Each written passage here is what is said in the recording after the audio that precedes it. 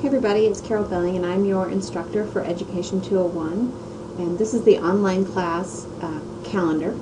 So I wanted to walk through it with you just briefly. Since we don't meet in class, I think these videos where I go over things can be really helpful. And then of course you can email me any questions you have. So I don't know why that says 418 week. That needs to be deleted. I'll fix that.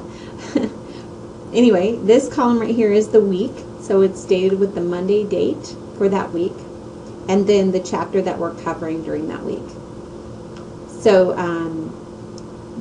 in this first week, we're going to cover all of these areas or all of these tasks, and then you have an exam also due on the 18th, which is the following Monday at 5 o'clock. Every assignment, everything is always due Mondays at 5. Mondays at 5, that's it. The reason why that I set Mondays at 5 is because I want you to set your own deadline of Sunday before I go to bed, or Saturday before I go to bed, so I have Sundays free. That's what I do a lot of times. I like to have Sundays be family day, and so I require that I do all my work by Saturday before I go to bed. So anyway, one reason is to get you to start doing your own internal deadlines instead of waiting for me to create your deadline, or teachers, or whatever, principals in the future. Secondly, if you have a problem at 4 o'clock, I'm available. If you have a problem at 11:30 on Sunday night, I'm not available. And also if you have a problem at 11:30 on Sunday night, you can still catch me Monday during the day, and we can work on whatever the issue is with you, with your assignment and what have you. So that is why the deadlines are Monday at 5, and I would highly encourage you to set your deadline as Sunday before you go to bed or Saturday before you go to bed, so you have Sundays free, even better. Okay, so Blackboard tasks due Monday at 5. These are the list of each one, and then they're due on this day at 5 o'clock. So you can see the first week seems like a lot, but it's actually a lot of easy stuff. So you really just have a journal, and then review ABE is on this is the website that you're going to go to review the instructions on the ABE, and I'm going to show you more of that in the Blackboard tour, because in the Blackboard tour it's actually bigger than that. We also go to my Weebly and look through the content that I have for you on my Weebly.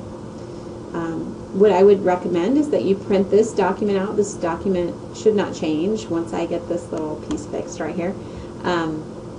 It's not going to change, and you can check off each one of these things as you do them, and you'll know that you've done everything that's due for a particular week. So that's kind of how it goes. The ABE, there's two main assignments with this class. One is the teaching presentation and one is the ABE. You're also probably enrolled in Education 202, which is a field experience class. And in that class, you're going out and observing a classroom, a K-12 classroom, and then writing some journals, and then you do a summary assignment. So that's all separate from this class. This class, two big assignments are the teaching presentation and the ABE, or the autobiographical essay. So let's talk about the ABE first. What I do is I break it up into 5 journals. You can see them here. And each journal has a prompt that is a part of the ABE. So basically you're writing the 5 parts of the ABE, and then you're going to put them together in APA format. You're going to send them to OWL, which is the online writing lab, CWI's online writing lab, and then you're going to submit a final version to me with the OWL edits showing that you used the OWL service. And that is like that's your signature writing assignment, or your big writing essay for the class.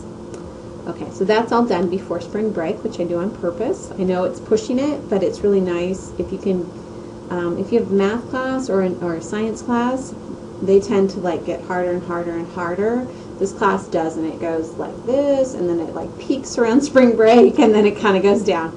So I just think that I get a better attention from my students if I don't do the peak like the sciences do. I do more of a bell. So that's what I do. Okay, so your ABE is broken up into 5 journals, then accumulated into one big essay at the end. Make sure you use the OWL, the online writing lab, and if you're not familiar, I have a link right there to it. Okay, You have quizzes every week, and you have some sort of assignment that helps you think more deeply about the content in the textbook and the content that I talk about on the Weebly website. Again, I'll explain how the Weebly and the Blackboard work together in the next video that's on the Blackboard tour. Okay, let's talk about your teaching presentation. So let's see. It starts up here where you're going to review what it is that the project is, and you'll find that information on my Weebly.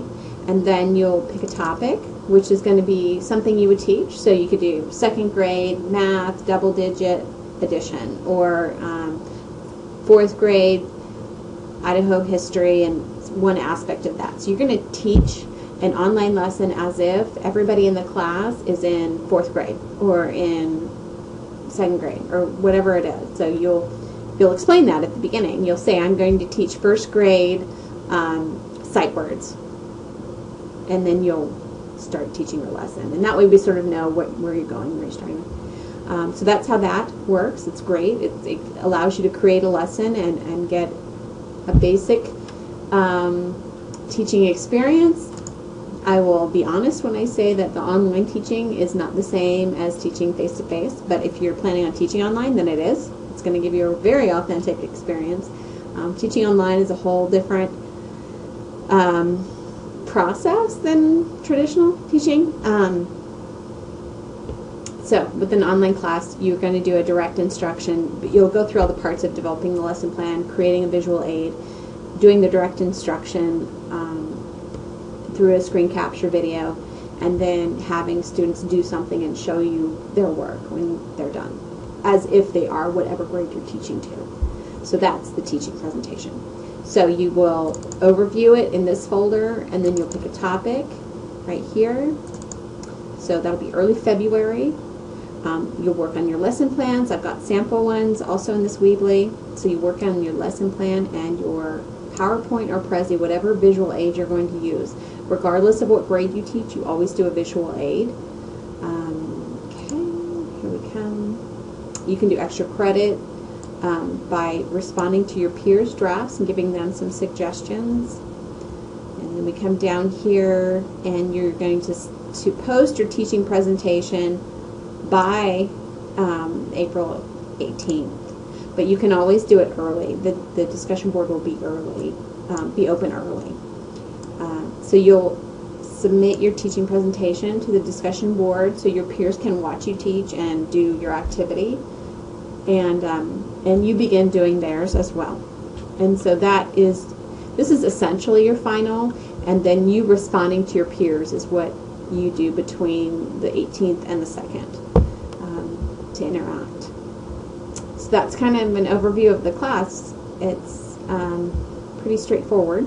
If you print this document out and then you check each one of these boxes, that will ensure that you do everything that's due for this particular deadline. So I like that it's not going to change. I've been teaching this class a while. These are the assignments. Okay, I'm going to do a different kind of shading to communicate to you where we are. And so, let's see. Hello. Is it going to let me get in there? Header and footer. Okay, that's not helpful. There we go. All right, I'm going to highlight all of these assignments. If they're not already highlighted in green, I will do that, but they are all going to be open and available for you to work. Obviously, you can't submit your final teaching presentation before the extra credit on the drafts are due. You know what I mean? You have to do things in sequential order. You can't jump down here and submit your final ABE without doing your journals. The journals need to be done and graded. Get the feedback from me before you do that. So keep that in mind. But anyway, I'm going to open up the whole class so you can work ahead, and I will grade ahead on most items. Some items I will wait until everybody's done it and then grade it. Typically those are the wikis, but the journals I can do individually. So everything's going to be ready. You're going to go to this website for the instruction. Once an assignment is done, I'm going to shade it in pink, and then when it's graded, I'm going to do it in the darker green. And so that way you'll know where I am in reference to what's been closed or due. This is just trying to make it less of a guess, like, has my work been graded? If it's dark green and your assignment hasn't been graded for some reason, shoot me an email. But dark green means I believe I have done all of those assignments. Okay, so I still have to shade this the light green, but I believe it's ready to go. Okay, 10 minutes. Wow, that was fast. I hope that's helpful, and if not, shoot me an email and let me know, and I will answer your questions. Okay, looking forward to meeting you online.